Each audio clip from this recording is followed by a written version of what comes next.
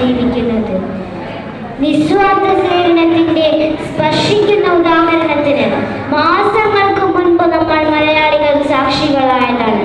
July 30-ന് ചുരൽമലയിൽ പ്രകൃതി ദുരന്തമുണ്ടായപ്പോൾ ഒരു നാട് ഒന്നടങ്കം സേവനത്തിനായി കൈമൈ മറന്നൊന്നിച്ചതിന്റെ തിളങ്ങുന്ന ഉദാഹരണം. ദുരന്ത ഭൂമിയിൽ ഓടിയെത്തി സാന്ത്വനം പകർന്നവർക്ക് ഒരേ മതമായിരുന്നു, ഒരേ നിറമായിരുന്നു, ഒരേ ജാതിയും ഒരേ ഭാഷയും ഒരേ സംസ്കാരവുമായിരുന്നു. മനുഷ്യൻ എന്ന പദം ഇത്ര മനോഹരമാണെന്ന് ലോകത്തിന് കേരളീയർ കാണിച്ചു കൊടുത്ത സാമൂഹ്യ സേവനത്തിന്റെ തിളങ്ങുന്ന അധ്യായം.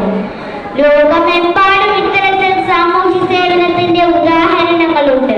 ദുരന്ത ഭൂമിയിൽ കണ്ണീരൊപ്പാൻ ഓടിയെത്തുന്നവർ, പ്രകൃതിക്ഷോഭമോ യുദ്ധങ്ങളോ മൂലം തകർന്നയിടങ്ങളിൽ ഒട്ടും ലാഭേച്ഛയില്ലാതെ ഓടിയെത്തുന്ന സന്നദ്ധ പ്രവർത്തകർ തന്നെയാണ് സാമൂഹ്യ സേവനം എന്ന വാക്ക് നമ്മെ ഓർമ്മിപ്പിക്കുന്നത്. എന്നാൽ ദുരന്തഭൂമിയിലെ പ്രവർത്തനങ്ങളോ അവധി ദിവസങ്ങളിലെ പുലിച്ചത്തരോ പരിസ്ഥിതി ദിനത്തിലെ മരം വെച്ച് പിടിപ്പിക്കലോ ആശുപത്രികൾ വൃത്തിയാക്കുന്നതോ ആണ് സാമൂഹ്യ സേവനമെന്ന് നമ്മിൽ പലരും ധരിച്ചിട്ടുണ്ട്. എന്റെ സുചിന്തിതമായ അഭിപ്രായത്തിൽ വ്യക്തി ശുചിത്വം പാലിക്കലും കരുണയോടെ സഹജീവികളോട് ഇടപെടുന്നതിലും വലിയ സാമൂഹ്യ സേവനമില്ല. മനുഷ്യന് വേണ്ടി മാത്രമുള്ളതല്ല. ഈ ഭൂമിയിലെ സകല ചരാചരങ്ങളും ഈ പ്രകൃതിയുടെ അവകാശികളാണ്. മൈത്രി എന്ന വാക്ക് കുട്ടികളിൽ ഊട്ടി ഉറപ്പിക്കുക എന്നതായിരിക്കണം കുട്ടികളുടെ സാമൂഹ്യ സേവനം എന്നതുകൊണ്ട് ഉദ്ദേശിക്കേണ്ടത്.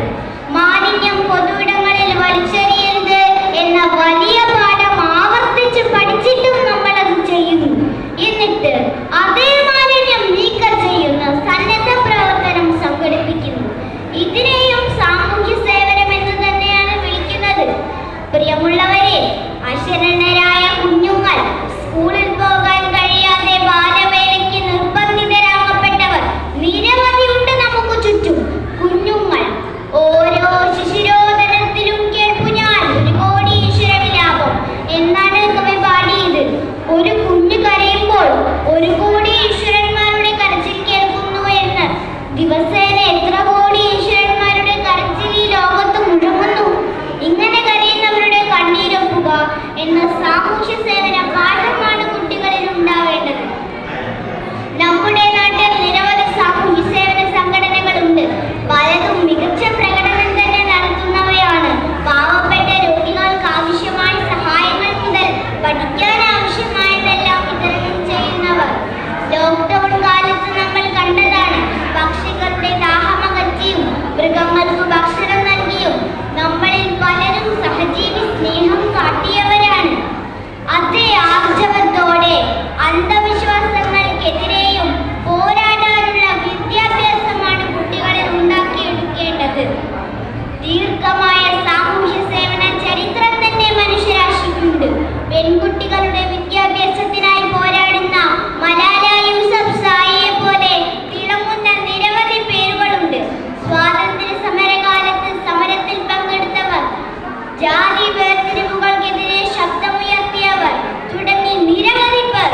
എന്നാൽ പുതിയ കാലഘട്ടം പുതിയ വെല്ലുവിളികൾ സാമൂഹ്യ സേവന രംഗത്ത് ഉണ്ടാക്കുന്നുണ്ട്. എന്നിരുന്നാലും സ്നേഹം, ദയ എന്നിവയിലൂടെ ജീവിക്കാൻ സഹപാഠികളെ പഠിപ്പിക്കുക എന്നതിൽ കവിഞ്ഞൊരു സാമൂഹ്യ സേവനമില്ല. നമ്മുടെ സുഖത്തിനായി മാത്രമല്ല, അവരുടെ സുഖത്തിനായി കൂടി പ്രവർത്തിക്കുക എന്ന മഹത്വചനം ഗുരുവിന്റെയാണ്. അവരുടെ സുഖത്തിനായി പ്രവർത്തിക്കുന്നതും സാമൂഹ്യ സേവനമാണ്.